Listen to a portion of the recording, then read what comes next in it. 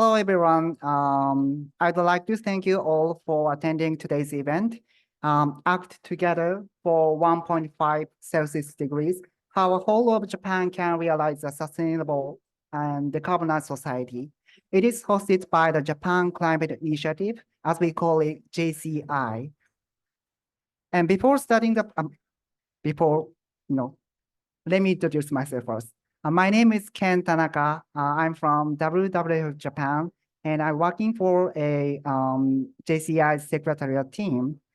And before starting the program, please allow me to briefly introduce about JCI. JCI is a multi-sectoral non-state actors coalition in Japan, and such as companies, financial sectors, or cities, and universities, and religious groups, and youth groups, and so on.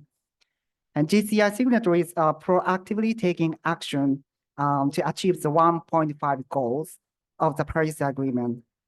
In today's session, our leading JCI members, you see at the front, attending COP28, we will share how they are making efforts towards net zero targets, especially the interim target to achieve halving the global CO2 emission by 2030 and reducing it by 65% 2035. So without further ado, now I'd like to introduce the first speaker, Mr. Sergio Cato, co-representative of JCI. He's going to make a special announcement as his opening remarks. Please give me a warm welcome to the stage.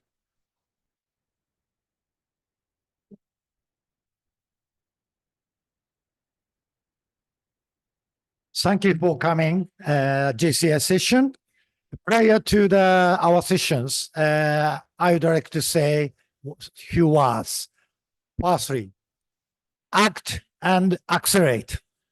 So this is a key word for us, for our future, to overcome the climate crisis and economic crisis, energy crisis. So no time to discuss. We should act and accelerate, right? So prior to session, let me introduce what JCI have done so far quickly. 797. This is a number of our signatories as of today, 8 times bigger than the beginning 5 years ago. Why such growth? Because many private sectors have been inspired more and more these years more and more for the necessity of the ambitious climate actions toward 1.5 degrees goals. So having so many signatories, we have also made big progress on the advocacy as well. First success was 2021. We have recommended our government for 2030 GHG emission reduction target with ambitious numbers. Later, Japan has changed its NDC to go beyond 46% and aim for 50% reduction in 2030 accordingly. So we believe we made influence. So second, this year at G7 summit in Japan, we have also released our message to the government by saying that overcoming two crises, accelerate renewable energy development and early introduction of effective carbon pricing. After this message, our government requested us to provide the detailed design what effective carbon price should be. We have worked out with our members to make proposal these months. And today, COP28 here, we are very pleased to announce our proposal on effective carbon pricing, with 6 principles.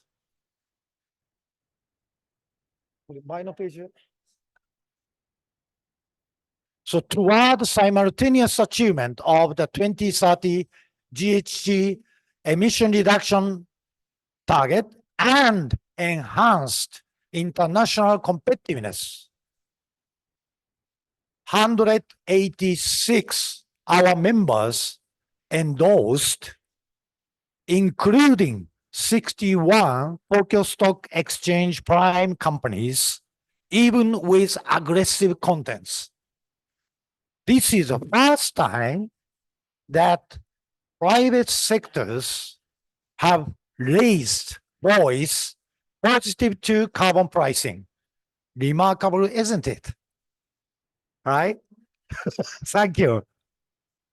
So, congratulating to the GX policy and the GX Act as a step of Japanese government commitment.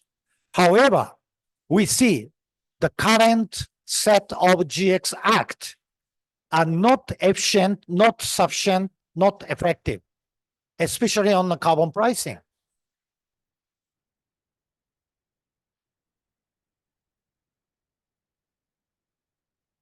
Concerned about the timing of introduction, 2028 or 33, too late. Concerning about the voluntary basis, meaningless. Concerned about the pricing level, too low. Concerned about the use of income, ammonia co-firing or hydrogen co-firing, CCUS, no economic logic. So we hope that carbon pricing should start as quick as possible and should be redesigned as we recommend in 6th principle. So detailed contents, please refer to this QR code or to our website. Okay? So after this session, I hope all of you here to agree on that and spread our proposal using your global network so that the ambitious private sector's voice will get stronger and stronger. Okay? Okay, now, this is the big, let's say, our message. Now, let's listen to our JCI members speakers, what they have done and what they intend to do for net zero society.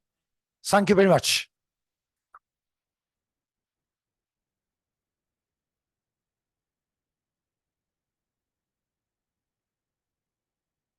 Okay, thank you, Kato-san. So you can see the proposal and the list of endorsers on our website. So please visit our English website. We have Japanese ones and English one, so you can see in both languages. And before moving to the panel session, I'd like to play a short video that have messages from JCI Leaders Circle members. The circle was launched this October and as an inner circle, and the members are expected to lead other non-state actors' climate action by accelerating their own emission reduction action and share what they do with other non-state actors and to actively get involved in climate policy advocacy. So please enjoy the video.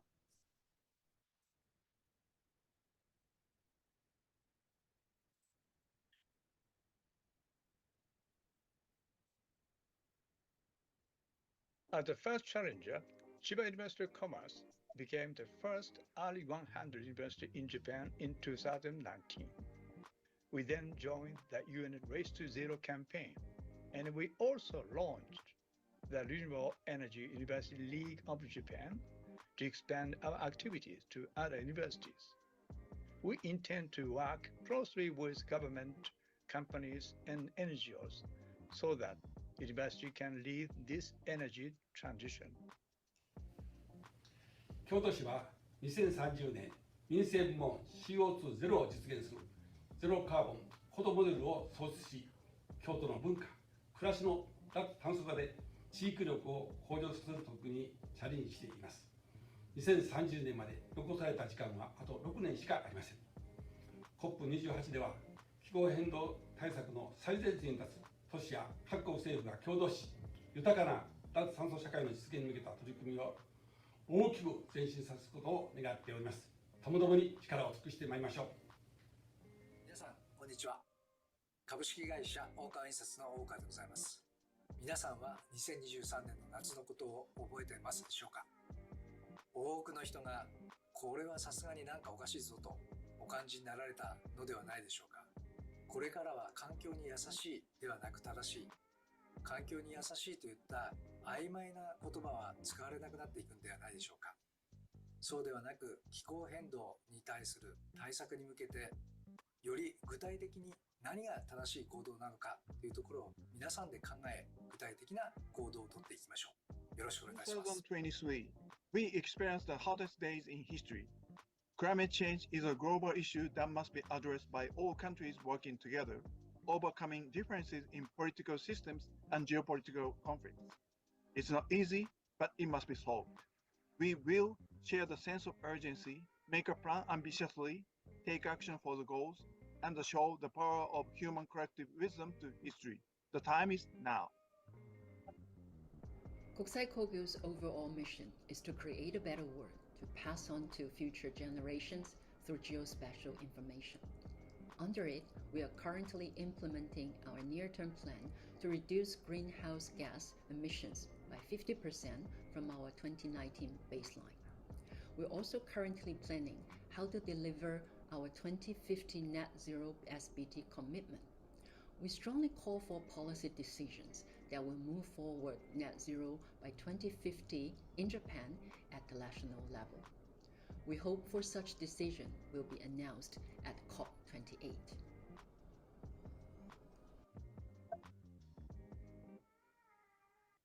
Thank you for watching. And maybe you realize that Mr. Hiroshi Ozaki is one of the JCI Leaders Circle members. So now let's move on to the panel session. Looking ahead to 2035, the importance of interim targets and urgent action. But first of all, I'd like to introduce the 6 amazing speakers today. From the one next to me, Ms. Kae Takase, Senior Coordinator, Renewable Energy Institute. And Mr. Ichiro Aoyagi, Senior Vice President, Head of Solution Service Strategic Unit, Global Business Solution Business Group, Fujitsu Limited. And Ms. Karen Black, Chief Sustainable Officer, Inc. Group, IKEA. And Mr. Hiroshi Ozaki, President and Chief Executive Officer, Nisei Asset Management Corporation. And Ms. Toshiko Chiba, a Climate Change Specialist and Director, Climate Change Division, Bureau of Environment, Tokyo Metropolitan Government. And Nathan Cooper, Department Director, Policy and Engagement, Race to Zero Campaign. Thank you. So first, as a scene setting, I would like to invite Takase-san to give us a short presentation. Regarding how Japan can achieve 65% CO2 emission reduction by 2035, which is the exact amount required by the IPCC report. Yeah, hello everyone. My name is Kae Takase from Renewable Energy Institute. Please call REI for our long name of the institute. First of all, I would like to launch the scenario for 2035 This is total energy supply, and also we have CO2 emissions decreased by 65% from 2021 level. There's a detailed calculation behind. It's not just making up this number. We have bottom-up model with lots of efficiency improvement for sure, and also electrification of cars and also steel making sector. It is not the impossible number, as you can see in the green circle on the right, that the electricity furnace ratio will go up to 45%, which is not really impossible number. And last but not least, the most important thing is faster renewable deployment. And there's a ongoing discussion or the very ancient type of research believed in Japan that Japan has no renewable resources. We don't have fossil resources within Japan, but we have renewable resources in Japan. Sun shines and we have lots of oceans surrounding us. So IEA calculations show that offshore wind, just the offshore wind, can serve 9 Japanese annual electricity consumption. And this is one of the calculation, and we also have potential or the calculation for other Asian country. Asia has lots of renewables as well. And also we had done a detailed study for the floating offshore wind. It was released last month. So that this is the electricity mix. So we are proposing 80% of electricity will be supplied by renewables by 2035. And in 2050, it will be over 100% supplied by renewables. That is possible according to our calculation. So this is the summer in 2050. This is 24/7 calculation we had done for the whole year. And this is one of the a week in summer 2050. Above is supply and the bottom is demand. What you can see is that if we have not just solar PV, but if you have wind power as well, we have supply for the nighttime. Congratulations, yeah, we have supply for whole day. And then if we have enough, and then if we use EV, electric vehicle for storage or other storage as well, then also we can manage to produce lots of hydrogen when we don't have that much demand. So lots of renewable deployment can decarbonize not just electricity sector, but heat, transportation, and other hard to abate sector as well. So as Mr. Kato has said, there's no time to waste. And at the same time, we have no money to waste. So this is a very simple calculation using IEA's report. So according to IPCC, in order for the coal to be considered abated, we need to capture at least 90% of the CO2 emissions from the generation process. So if that in mind, then if we are to mix ammonia to be considered abated, then we need around 90% of mixture ratio to be considered abated. So there's no time to waste and there's no money to waste. Mr. Ozeki can show you how precious money is. So it is more reasonable to jump for the no emission technology than to coal-fire ammonia to coal-fire power plants. And but it is really important to consider the people who own the coal-fire power plants. They will lose money unless we compensate them. So compensating coal phase out is clearly defined in the GFAN's report of managed coal phase out. And I would like to propose that GX transformation bond that Japan is about to establish should be used not for coal firing, but for managed coal phase out. So today, my presentation is that Japan is possible to reduce 65% by 2035. And Japan needs coal phase out, and we can utilize GX transition bond to fund compensation for the coal phase out. And Japan has vast potential for renewable power.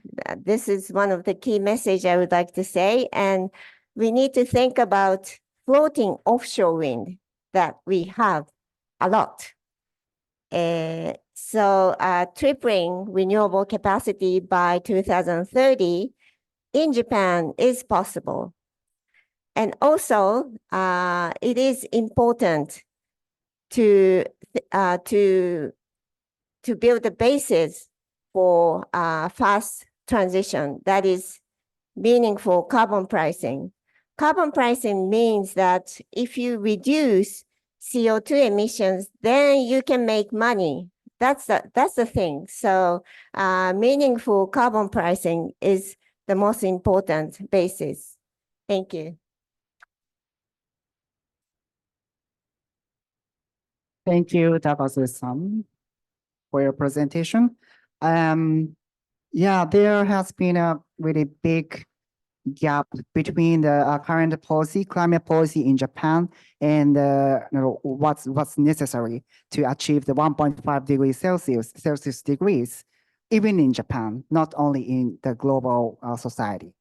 So let's move to the let's listen to the JCI members what they thought, what they think.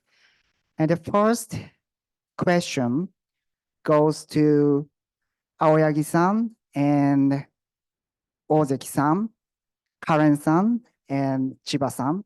And my first question is, you are all members of Race to Zero campaign committed to taking actions towards the global goal, having emissions by 2030 and net zero by 2050. So when you think of achieving your own interim targets, what do you think about your current progress to achieve interim targets, and what will be the key action that particularly you need to take looking ahead 2035? So Aoyagi-san, please first.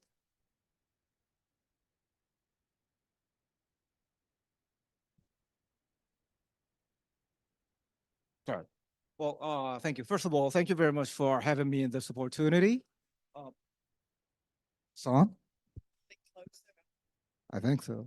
All right. So thank you very much again for inviting me to this opportunity. It's a great pleasure to be part of the JCI team and share our thoughts in this panel. So to reply to questions, we in Fujitsu, we've been setting a quite ambitious target. By 2030, we targeted to achieve the net zero for scope 1 and 2. And by the year 2040, we will include scope 3 and achieve net zero for the entire supply chain. And this is actually certified by the SBTi. So it's not only us saying, but we have some validation around it. Now, how do we assess our progress? That's a very interesting question because we need to accelerate, that's for sure. But we are quite proud of ourselves of what we have achieved so far. So for achieving the net zero by 2030 for our own scope 1 and 2, we are thinking about combining both the further acceleration of utilization of renewable energy, just as we have listened to her, and also by operational efficiency so that we actually reduce the energy consumption itself. The energy consumption reduction is made by process optimization and so forth. We are utilizing our technology to foster it. In terms of renewable energy transitions, we're happy to say that we also moved one of our important facilities, which is Kawasaki facility, towards 100% renewable energy facility. So we're taking the steps. Now, are we enough to make the 2030 net zero achievable? We need to accelerate for sure. And further, for the 2040, I do believe that the involvement of all supply chain members into this journey is quite important. And we'll talk about that later on. But we've been working on how we can track or how can we reduce the GHG emission within the entire supply chain. And we've announced the our pilot project together with WBCSD PACT, the partnership for our carbon transparency program, that we did achieve collecting all the data throughout our supply chain and assessing what is it that where the GHG emission lies within our supply chain and where to take action. So we're taking that steps. We need to act, but and finally, scope 3 is pretty much important. That's would be my take. Thank you. Karen-san, please. Thank you. Yeah, just to build on that then. So I work for IKEA, which many of you probably know as a very large home furnishing retailer around the world. And we're obviously in Japan as well. We are committed to net zero and to halving our emissions by 2030. That's for scopes 1, 2, and 3. And that's done without offsetting as well. And we're looking at 4 main ways of doing that. One is what we do in our own operations, just as you've spoken about as well, in our stores and our offices, our buildings, our supply chain, and so on. One is what we offer to customers. We sell to millions of people around the world, so we have an obligation to help them live more sustainably and also to convert our products to be more circular. About 50% of our footprint is actually tied up in our products. So if we become more renewable and circular with our materials, then that really helps on that side. Then we have advocacy. We are a big, well-known brand that is heard around the world. People listen to us. People scrutinize us quite rightly. So we feel we should use our voice and our reach to be a force for good. So we work very closely with policymakers, with NGOs, with industry partners to really try and move the topic collectively together to collaborate. And then the other part that we work on and are very focused on is we have an investments arm. And so far, since 2009, from a renewable energy point of view, we've invested 4 billion euros. And up to 2030, that will be 7.5 billion euros invested in both wind farms and solar panels as well. So, and then when we look at our own operations, a big focus in Japan, but also elsewhere, is switching out to renewable heating and cooling. We have 100% renewable electricity in all the Japan stores, and we're around 75% worldwide. It's zero emission deliveries. Of course, we are a business and we want to grow and we want customers to keep buying our products, but we need to deliver those products with zero emission deliveries. It's switching halving our food waste in our own operations. A lot of people don't realize how big we are as a food supplier. We're one of the biggest restaurants in the world with over 600 million people eating with us every year. And then we're also got a zero waste to landfill policy as well. So all of those things, the movement around circular is a real enabler for climate too. And the offer to our customers, we are also switching to plant-based meals. In Japan, even though I know many Japanese love meat, we have 43% of our sales of our meals are actually plant-based, with the ambition to be 50% by 2025, which is right around the corner. So we have a lot of initiatives going on, but then in terms of measuring progress, We're sitting at minus 13.6 right now in terms of since our baseline of since 2016 in terms of our greenhouse gas reduction. We do have a long way to go, of course. It's great to see that progress, but really working together with governments, policymakers and partners, particularly around renewable heating and cooling, renewable electricity in general, and the zero emission deliveries will be a big help for us. Thank you. Thank you. Thank you. Ozeki-san, the floor is yours. Yes, thank you very much to invite me to this great opportunity to talk about the journey to net zero. And Nishi Asset Management joined the Net Zero Asset Managers Initiative in March 2021 and set the goal to halve the financed emission to all of equity and credit assets by 2030 compared to 2019. And for the first 2 years, our financed emission dropped by about 25%. So far, so not so bad. And but we do not believe the divestment is an effective solution to solve the issue. So rather, we believe that engagement while investing is the key action to change the world. So, for example, only 10% companies in our equity portfolio emitted 90% GHG among the whole portfolio. So it means that we could achieve 90% reduction of GHG emission by divesting 10% companies. It's easy in some sense, but as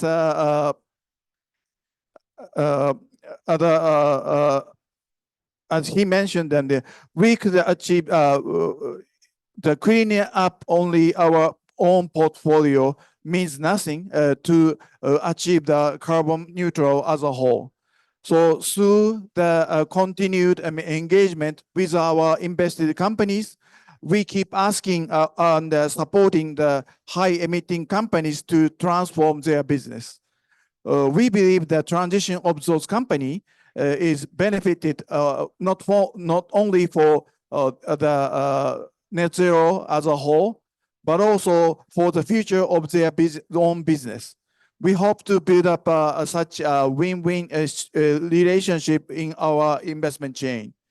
In addition to our engagement efforts, as we as a Nippon Life Group are also actively pursuing impact investment opportunities. Such fund invest in innovations such as energy efficiency, green hydrogen, recycling CO2, direct absorption of carbon emission, and so on. For example, Nippon Life, our parent company, emphasized ESG and impact investing and plans to double its current investment in ESG themes to 5 trillion yen by 2030, of which 3 trillion yen will be invested in the decarbonization related investments. So we would like to continue to support the creation of impact and sustainability outcome throughout the Nippon Life Group.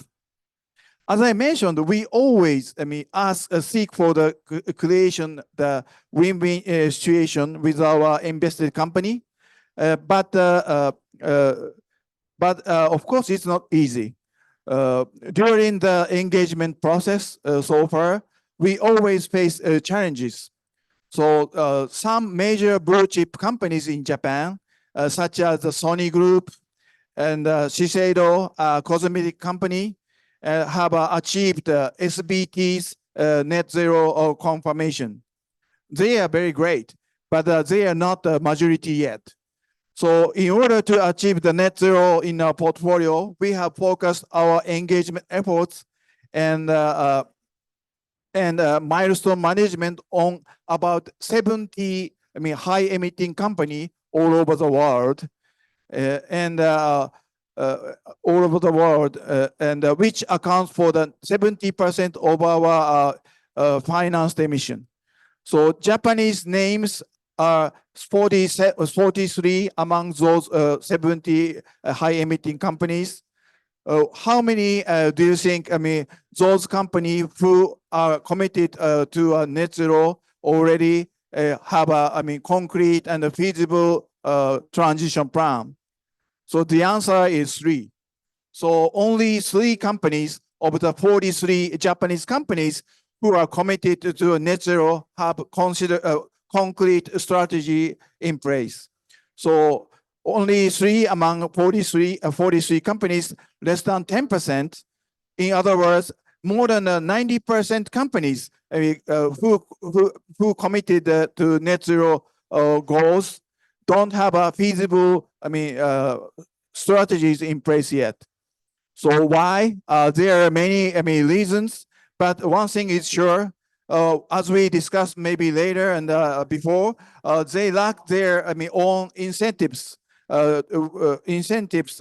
to drive their farther towards a net zero, and compared with lots of excuses that good practitioners can easily imagine. So based on these experiences, or even though we have focused those challenges, we would like to muddle through this journey, working together with companies and public sectors, and to achieve the net zero goals to secure our own world. Thank you, Ozeki-san. And Ms. Chiba-san from Tokyo Metropolitan Government. Okay, thank you very much. Hi, everybody. I'm really glad to be here and participated in such a great session. My name is Toshiko Chiba from the Tokyo Metropolitan Government. So as a local government and one of the largest city in the world, we at Tokyo Metropolitan Government really recognize our responsibility to tackle the climate crisis. This is because our local government is very close to the lives, livelihoods, and the property of citizens and businesses. We are committed to achieving the 2030 carbon halving our greenhouse gas emission by 2030 from 2000 levels. I'd like to share some of our examples toward 2030. In Tokyo, 70% of energy-related CO2 emissions come from buildings. That's why we have been focusing on the decarbonizing buildings since the 2000s. So looking ahead to 2030, we have considered the need to strengthen our various measures in buildings. In particular, further improvements in energy efficiency, the expansion of use of renewable power, energy management, and the use of the low carbon materials. So from last year to this year, we have been working on strengthening our various building programs by amending Tokyo an ordinance. Typical policy programs include an enhanced mandatory CO2 reduction program for large-sized existing buildings. We call it the Tokyo Cap and Trade program. And the new launch of new programs for newly detached houses to promote high thermal insulation and installation of rooftop solar PVs to ensure citizens comfortable, resilient life. These will be implemented from 2025. I'd like to mention one more thing. We have seen very great and beautiful power of the younger generation in the development process of our newly solar obligation scheme. When we asked for public comments on the draft amendment to our ordinance, we received many comments, both positive and negative. The younger generation, especially those in their 20s, were really supportive. We also received a strong support from an experts and companies who agreed on the need to implement our new measure. This has definitely encouraged us. Tokyo has already started to lay the foundations for a decarbonized city by modifying our various breathing programs. And we all know it's not easy way, but we'll continue to work on new actions to ensure that our 2030 goal is met. Thank you very much. Thank you, Chiba-san. I'd like to turn to Nathan. Thank you for your patience. And you listen to a lot of efforts from Japanese non-state actors, and also you're strongly engaging in a lot of non-state actors across the world through Race to Zero campaign. From your point of view, what do you think about the non-state actors' climate action? Is it growing or at the speed necessary for achieving 1.5 targets? And one more question is, what will be the key to succeed in accelerating the climate action? Yeah, thank you. And thanks also, JCMI, for hosting us today, and all your members as well for your leadership. Probably you. Oh, yeah. Sorry. So you asked what the kind of key to succeed is on our transition. Well, I think I represent the Race to Zero, and we call it a race because the key to succeed is for innovative disruptors to scale faster than incumbents. And all of the representatives on the stage today are disruptors and are innovators. And what we do at the Race to Zero is very simple. We're asking businesses, cities and regions, universities to do 5 clear things, which members on the stage have done. So firstly is to pledge. So it's to set a commitment which is aligned with science-based targets. But that's just the first step. The second step is to plan. So as our colleague was saying, a pledge isn't enough. You need a year-by-year specific concrete strategy for how you're going to deliver on 2030 interim targets, but then 2050 net zero targets as well. And then the next step is to proceed. So to actually invest in renewable energy, to take action across your scope 1, 2, and 3 emissions, and to engage with your consumers and with NGOs as well. Fourthly, the 4th P is to publish. So year on year, tell the world how you're doing against those targets. This shouldn't be a burdensome process, and we shouldn't finger point, but companies and non-state actors, we need to be celebrating the progress that's being made. So actually governments can go further faster. And actually the 5th P, which we launched actually this year, is a new one, which is persuade, which is policy advocacy. How are we engaging with governments? And this has been a very big question at COP28, how companies behind doors are engaging with governments. And we set out quite clear guidance in consultation with companies on what a good, robust, science-aligned engagement looks like with governments. So I think the answer to your first question, what is the key action that needs to be taken? Disruptors, not just companies, but also, for example, indigenous peoples that are bringing ancient leadership on being custodians of their communities and nature, but also local authorities and cities that are reimagining the way that communities are organized. These disruptors and innovators, which I see as a very good and positive name, really need to scale faster than the incumbents, not just fossil fuels incumbents, but also those companies that are exploiting and employing extractive methods across their supply chains. And then just to give a couple of exciting kind of updates on is there momentum? Absolutely, there's momentum. We actually just published our Race to Zero progress report this year, We now have over 13,000 members as part of the Race to Zero, all taking those actions across the 5P that I mentioned, and they include companies and universities and cities as well. And we all know there's reasons to be hopeful. The cost of offshore wind has reduced rapidly in the last few years, and I think I can name 100 reasons to be hopeful. And I think now we're going to transition on to the conversation on what more needs to happen. So maybe I can follow up there. Thank you. Over to you. Thank you, Nathan. Thank you.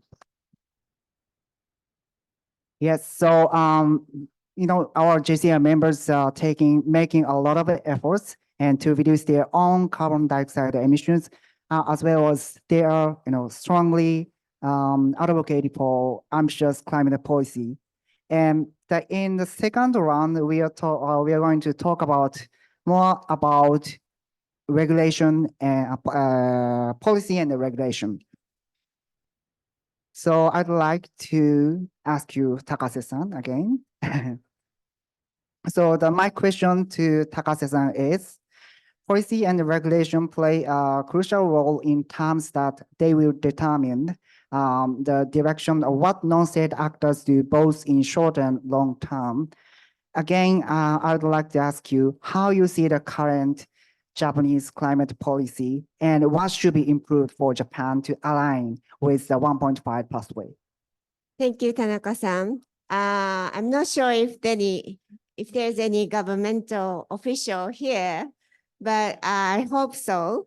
And I would like to say that the most important thing is what we are going to. I mean, the long-term vision of the country is the most important for the companies to decide if you are going to operate in Japan or not, if we have enough renewable to operate, compete all over the world. So next year is the year for revising long-term strategic energy plan for Japan. And I really want a governmental official back there maybe, to revise the process or make it transparent to select the committee member of the long-term strategy committee. So, and I think government is hearing too much of the old, not old, very traditional voices. I try not to be rude. So they need to hear more from JCI members, Sony, and we have AGC Glass Company who is signing to a carbon pricing proposal.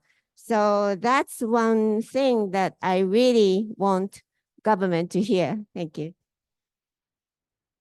Thank you. I hope the government officials are listening to us. Okay. So let's listen to the voices from the private sectors and the city. Next, my question goes to Aoyagi-san, Ozeki-san, and Chiba-san. Okay. To achieve your interim goal, what type of support you need from the national government, and what do you expect the national policy to change and improve? So Aoyagi-san, please. Oh, that's a very sensitive topic for a private company like us, honestly speaking. But I think from my perspective, and we've been listening a lot about trying to take actions rapidly, act now, faster, and also collaborations, right? And it's everywhere in this COP. Every session you listen to, they're talking about actions and collaborations. That's like a common denominator. And I think the core part is, how can government allow the private sectors to take action quick without being bombarded with all these regulations, deterring country by country, industry by industry? Because at the end, for example, let's think about circular economy. That's a big topic here in COP. And it's a big theme for us as well. Like in Fujitsu, we would like to drive this circular economy. And in doing that, we believe that transparency, data, and trust is important. Everyone talks about, technology adaptations, AI. But at the end, if the data itself is not trustworthy, what can technology do? Nothing, actually. So how can we harmonize that data? How can the goods that are, say like IKEA, you guys are important from various countries and exporting to various countries. Can the regulations and CO2 emission calculation be harmonized? Those bits, I think it's going to be the most important bit. So how can we harmonize, lower the barriers for the company to take actions and build a foundation for data trust? I think that's can only be done by the government. Okay, thank you. What about Ozeki-san? So thank you for asking. In Japan, as I mentioned earlier, many companies, appear unable to build up a clear and concrete net zero strategy yet. So the government has stated that it will spend 150 trillion yen, $1 trillion over 10 years to address climate change. And 20 trillion yen, 133 billion US dollar, of which will come from the government public fund. However, it is still unclear where and how much of those money will be spent. So if the government itself, clarify its vision and a pathway for the future, and more clearly specify the use of the funds and the timing of those investments, companies will be able to confidently draw their own future paths and strategies. So it is also important to incentivize companies to take early actions. Introducing the more effective carbon pricing, as Takashi-san mentioned before, such as based on the cap and trade framework, is one such example.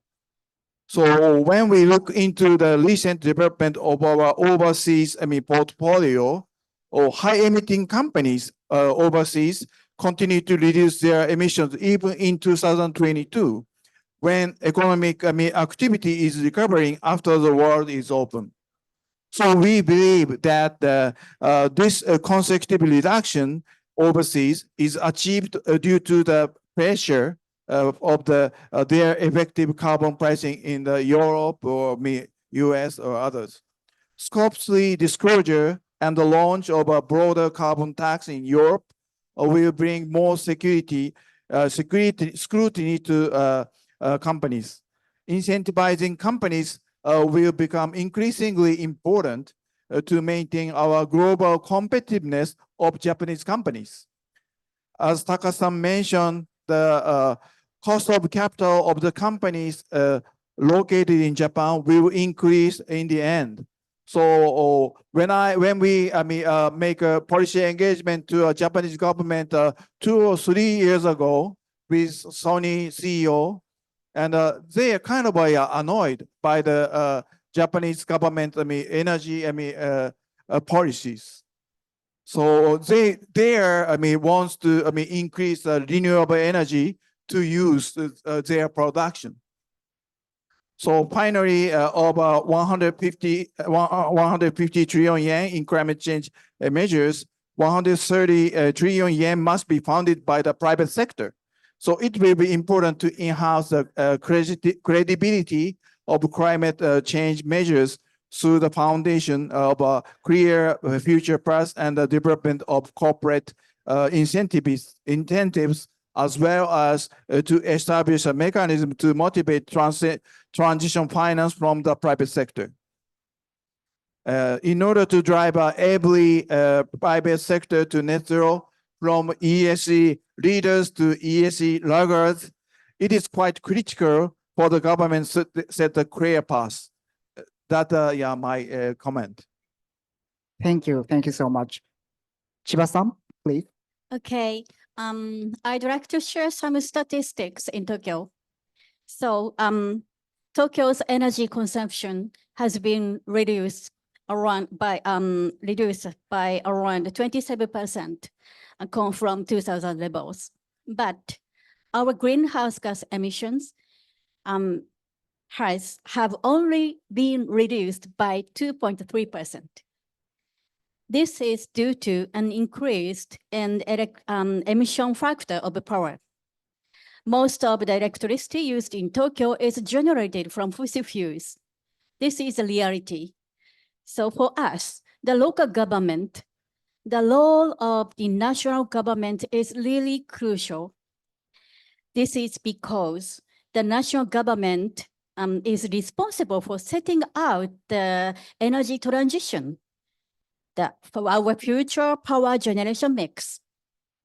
We strongly expect the national government to steadily increase the share of renewable energy, including the installation of rooftop solar power generation and offshore wind power, expansion of offshore wind power. As mentioned earlier, the Tokyo has been able to introduce a newly program for newly detached house that promotes high thermal insulation and installation of rooftop solar PVs, and supported by the younger generation, aspirational experts and companies. As the capital of Japan and one of the largest cities in the world, Tokyo will continue to be proactive and act practically, working with strong partners, like-minded, the professionals or companies and the others. So through our actions, we try to encourage more pioneering initiative to further pioneering initiative in our national governments. Thank you, thank you. So I think it's pretty amazing to hear the voices from Japanese non-state actors, such as strong voices from non-state actors, asking for very concrete climate policy to the government. And it's very great chance for us to, deliver the message here on the stage at the national, the Japanese government's pavilion. So let's move to I'd like to turn to Plasam. You are based, your head office is Sweden, and also you are based in Japan. And how is IKEA's approach to engage climate policy in each country? And also from the point of view as a global company that has a base in Japan, what type of climate policy in Japan would help IKEA to achieve the interim goal?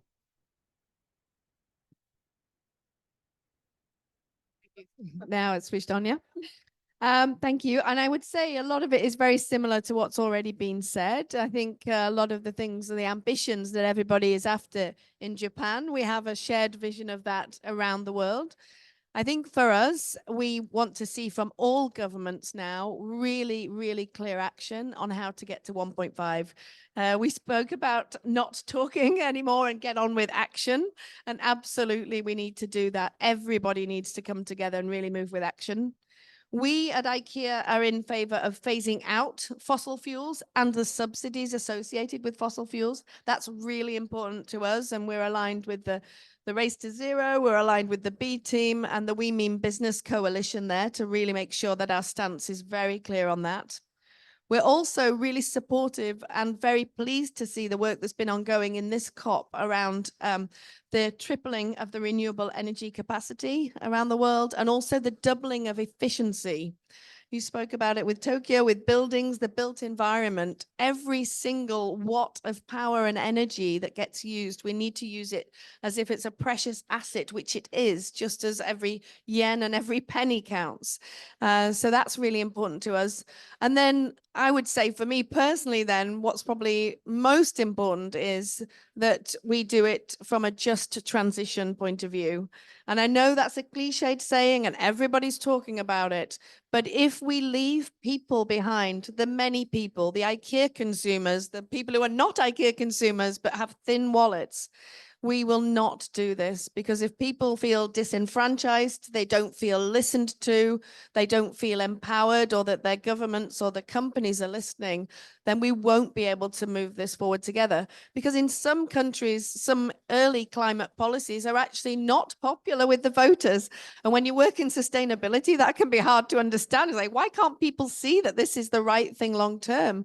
But if short term it hits their wallets or it makes their lives harder, then they're not going to embrace it. And then they won't vote for those policymakers. So it's really important the policymakers think about the many people when they're doing this as well, and bring people along with them as well. And that's what we want to see in Japan too. That would support our business in Japan. Thank you.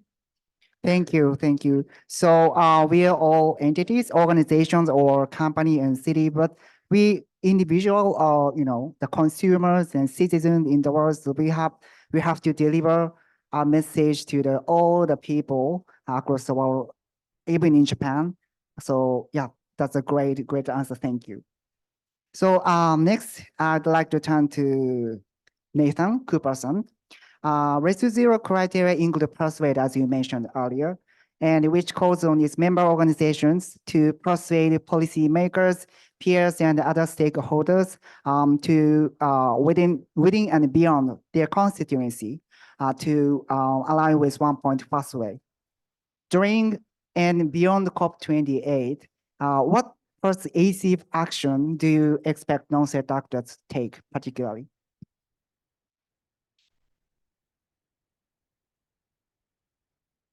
Thanks.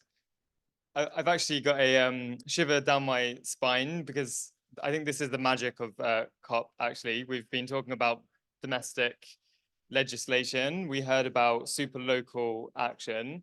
I think this is pretty unique. So if we're all feeling a bit hot and tired, I think we're kind of making history here in terms of going from the super local to the national to the global as well. So thank you for this conversation. I think there's two really important opportunities at COP, but then going into the next 2 years, actually. And these are two things that probably a lot of you have never heard of. The first one is the GST, or the Global Stocktake Process. And at the moment, as we speak, governments and negotiators are actually taking stock of the collective progress that the humanity has made on climate action. And in less than a week, we'll actually hear about what the world's response is to that stock take. And this is really important because it will inform the next round of nationally determined contributions that governments have to take ahead of COP30. So now more than ever, I think, is the fifth P of persuade. Non-state actors, businesses can come and demonstrate that they are ready and stand with the solutions to actually implement the declarations that are made on the global stocktake process and at the national level through the nationally determined contribution. So please stand ready with the solution, ready to implement. And also in these plans, actually, we cannot afford for these to be vague political declarations. They need to be specific, send a very specific signal across each of the sectors of the global economy and national economies on the specific roles and responsibilities that government will play in terms of subsidies, incentives, legislation, and the role that businesses will play in terms of leveraging their capital, innovation, talent, and the role of local authorities and actually being at the forefront of climate action. So yeah, it's an opportunity for non-state actors. Please do stand ready to implement and demonstrate your solutions, which you're all doing here today. And again, a call for governments to be as specific and targeted as possible to provide that clarity and direction of travel for the real economy. Thanks. Thank you so much. Thank you so much for your global perspective. So as you see, probably many of the audience are from Japan, I think. So it is great chance for us, including us, to listen to the global perspective. Yeah, thank you. So actually, I'm surprised that this is going on time. So yeah, we're gonna take a short bonus round. And I'd like everyone to give a very short last message to the audience that each of you has 30 seconds. Okay, just one message. So please, yeah, okay. Yeah, in order of seating, Takase-san, can you start first? This one, thank you. I was not expecting it's going to be on time, so I was not really ready, but I really want to say is following Karen-san's comment, we should not leave anyone behind. So that's really important. And also, I really want you to go back, but this COP's momentum or the feeling that you have will not be shared unless you share to people around you that we have lots of renewables and we should not leave anyone behind, and we should persuade, we should be vocal, those things. Please bring back to your country, Japan, many of you, and other countries as well, and let people discuss with other people around you so that people will understand that we have more renewables and it's possible. It's 30 seconds. Okay. Thank you. Oh my God, 30 seconds. I'm losing my time. Anyway, so I think, so as my closing message, we've been hearing a lot about sense of urgencies, but again, we need to collaborate and we need to share a common vision with multiple organizations, be it private sector, government, intellectual, academics. And I think I like this word, which is, hope for the best and prepare for the worst. And actually hope is what matters most. If there's no hope, there's no meaning doing it, right? So not only focus on the worst thing, but sometimes I'd like to also share the vision about the hope, what we can achieve, and the good side of what we're doing as a whole group. Thanks. Thank you. Well, the hard act to follow, these guys. I would also, building on the hope, we know when we survey customers around the world, many of them are losing hope, particularly the younger generation. So I think we owe it to them, policymakers, big businesses, governments, and so on, to not lose hope, to give them a cause for hope. We know many of the solutions exist. We know the finance exists. We just need to unlock it, meet each other with a common language. So it's not like someone's talking sustainability and climate science and someone else is talking business. They have to come hand in hand and meet each other in a common language everybody understands so that we can move this topic for ourselves and for the next generation and generations to come. So thank you. Thank you. Thank you for sharing. And I'd like to say the climate change adaptation is not an easy task to do. And it's not easy because it's not easy, it's unsolved. But every, unsolved problem to the world is very challenging all the time. So, and some pessimistic media people told me, people is wise enough to solve this problem. So yeah, we can see those discussions. But only, I would like to say that only optimist can create a future. So pessimistic cannot create a brighter future. So we would like to be wise, optimistic to the future. So we will share the sense of urgency, make a plan ambitiously, and take action for the goals, and show the power of human collective wisdom to history. 30 seconds. Okay.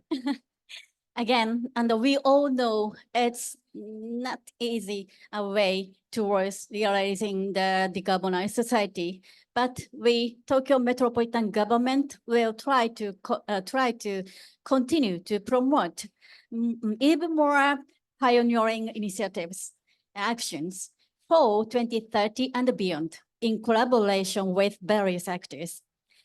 We hope you will continue to look forward to Tokyo's next progress. Thank you very much. Thank you. Great, thank you. The motto that I always say to myself is I am here to leave the planet in a better way than I found it. And really, we're living in very special times. Over the last 50 years, population growth has exploded exponentially. Economy has exploded as well. So I think now more than ever, the decisions that we make now will really determine the future of humanity for the next hundreds of years. So all of you are involved in that decision making. And so I tell myself every day, leave the planet in a better way than you found it. And that's what I want to share with you today. Thank you so much. Thank you so much. So this is the end of the panel, and thank you all the panelists for sharing your thoughts and ideas today. And yeah, it was really great because we could deliver a lot of message to the national government today from the different type of perspectives. So thank you so much. Okay, now yes, I would like to invite again our co-representative, Mr. Sergio Cato, to close this event. Please, the floor is yours.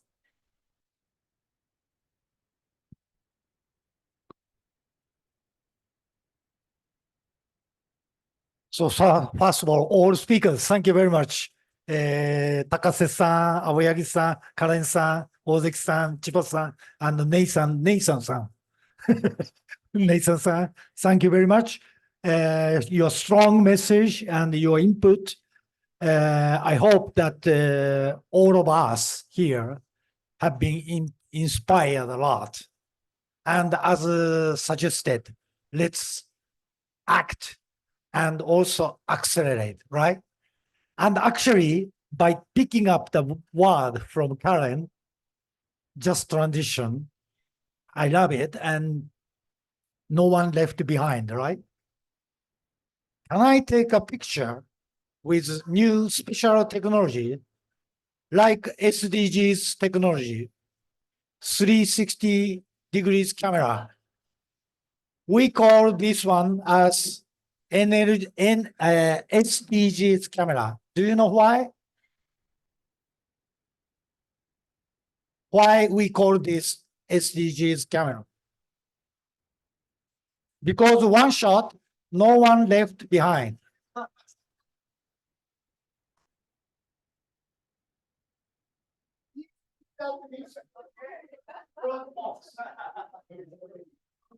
Three, two, 1, 0. Okay, so later I will share with you. And again, thank you very much indeed. And then by closing my message, I'd like to share one of the ancient Indian proverb from my heart. I always keep it here. We do not inherit the earth from our ancestor. We borrow it from our children. Thank you very much. Thank you very much for joining our event today. So hope you have a good the rest of the day today. Thank you so much.